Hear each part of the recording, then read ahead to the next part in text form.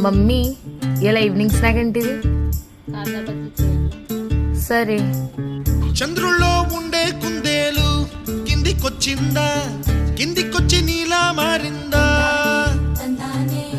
చుక్కల్లో ఉండే జీకేలు నిన్ను మెచ్చిందా, నిన్ను మెచ్చి నీలో చేరిందా? నువ్వలా సాగేతో బంతా,